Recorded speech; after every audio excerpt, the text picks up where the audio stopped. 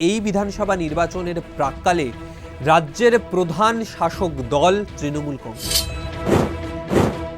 এই মুহূর্তে দাঁড়িয়ে নির্বাচনের পূর্বে ডিজিটাল যোদ্ধাদের নিয়ে কেন এই কনক্লেভের আয়োজন করা হলো, নির্বাচনের আগে কোন কোন রাজনৈতিক ইস্যু প্রধান ভূমিকা পালন করতে পারে তৃণমূলের জন্য, বিভিন্ন ডিজিটাল প্ল্যাটফর্ম, বিভিন্ন ডিজিটাল মাধ্যম তাদেরকে প্রচারের মূল হাতিয়ার করতে চলেছে তৃণমূল কংগ্রেস। দোরগোড়ায় ২৬-এর বিধানসভা নির্বাচন, আর যতই নির্বাচন এগিয়ে আসছে রাজনৈতিক চাপানুতর ততই বাড়ছে। আমরা এর আগেও দেখেছি, যত নির্বাচনের পূর্ববর্তী সময়, সেটা ২১-এ নির্বাচন হোক, ১৬-র হোক বা ২০১১-র নির্বাচন, বিভিন্ন রণকৌশল বিভিন্ন রাজনৈতিক দল নিয়েছে, আর সেই রণকৌশলের ভিত্তিতে তারা নির্বাচন লড়েছে। বিধানসভা নির্বাচন শুধু নয়, দেশব্যাপী যদি লোকসভা নির্বাচনের কথা বলি, বা সবথেকে গুরুত্বপূর্ণ ২০১৪ লোকসভা নির্বাচন, যে নির্বাচনে প্রধানমন্ত্রী হয়েছিলেন নরেন্দ্র মোদী, সেই নির্বাচনে তার মূল ট্রাম্প কার্ড ছিল কিন্তু ডিজিটাল মিডিয়া।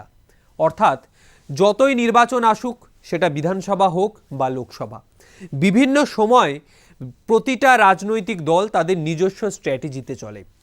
সেটা ডিজিটাল মিডিয়ার ওপর নির্ভর করে হোক, বা বিভিন্ন প্রকল্প হোক, বা অন্য কোনো রণকৌশল, সেই রণকৌশলের ওপর ভিত্তি করে নির্বাচনকে পাখির চোখ করে তারা এগিয়ে চলে।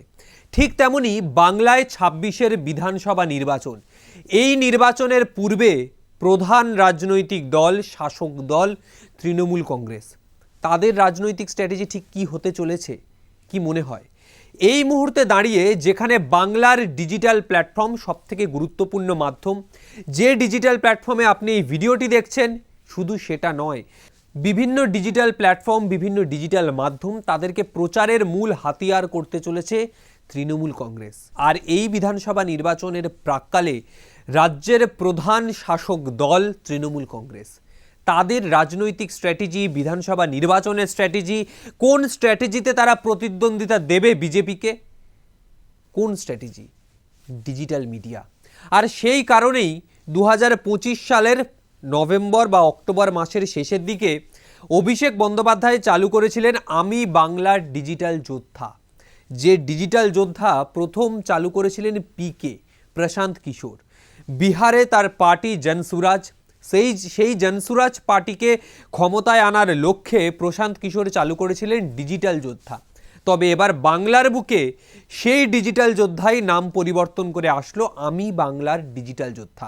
আর তার মেগা কনক্লেভের আয়োজন করা হয়েছিল সোমবার, এবং সোমবার এই মেগা কনক্লেভের মধ্যে থেকে প্রায় ১০,০০০ ডিজিটাল যোদ্ধাকে আমন্ত্রণ জানিয়েছিল তৃণমূল।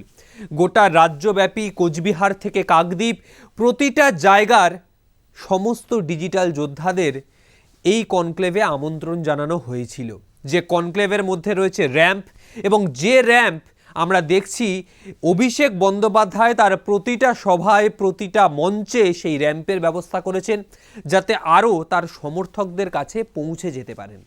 আর এই ডিজিটাল যোদ্ধার এই কনক্লেভ, যেটা বিশ্ব বাংলা মেলা প্রাঙ্গণে আয়োজন করা হয়েছে, সেইখানেও এই র্যাম্পের ব্যবস্থা করা হয়েছিল। কারণ যে ১০,০০০ ডিজিটাল যোদ্ধারা আসছেন, যারা এই কনক্লেভে অংশগ্রহণ করে সকাল ৮টা থেকে রেজিস্ট্রেশন শুরু, সেই রেজিস্ট্রেশন করে অভিষেক বন্দ্যোপাধ্যায় বিকাল ৫টার সময়, এত কর্মসূচির মধ্যেও যখন তারা বক্তব্য শুনবেন, যাতে অভিষেক বন্দ্যোপাধ্যায় আরও তাদের কাছে পৌঁছে যেতে পারেন, সেই উদ্দেশ্যেই র্যাম্পের আয়োজন, এমনটাই জানানো হচ্ছে। শুধু তাই নয়, এই মুহূর্তে দাঁড়িয়ে নির্বাচনের পূর্বে ডিজিটাল যোদ্ধাদের নিয়ে কেন এই কনক্লেভের আয়োজন করা হলো? কারণ আমরা দেখছি বিগত কয়েকটা নির্বাচন ধরে ডিজিটাল মিডিয়াকে প্রধান হাতিয়ার করছে, সেটা বিজেপি হোক বা তৃণমূল। ২০১৪ লোকসভা নির্বাচনে নরেন্দ্র মোদী প্রথম ক্ষমতায় আসলেন, প্রধানমন্ত্রী হলেন, তখন প্রধান হাতিয়ার ছিল কিন্তু এই ডিজিটাল প্ল্যাটফর্ম। প্রচারে একটা ব্যাপক ঝড় তুলে দিয়েছিলেন সেই সময় তিনি। আর এই সময় দাঁড়িয়ে ২৬-এ নির্বাচনের পূর্বে ডিজিটাল যোদ্ধাদের নিয়ে এই কনক্লেভ আগামী সময়ে তাদের স্ট্র্যাটেজি ঠিক করবে। কি রয়েছে এই স্ট্র্যাটেজিতে? প্রতিটা বুথে ১০ জন করে ডিজিটাল যোদ্ধাদের অ্যাপয়েন্ট করা হচ্ছে। তারা সেই বুথ ধরে তৃণমূলের কি কাজকর্ম হচ্ছে কি না হচ্ছে, বিরোধী রাজনৈতিক দল তারা কি করছে, তাদের বিরুদ্ধে প্রচার, এই সমস্ত কাজ তারা করবেন।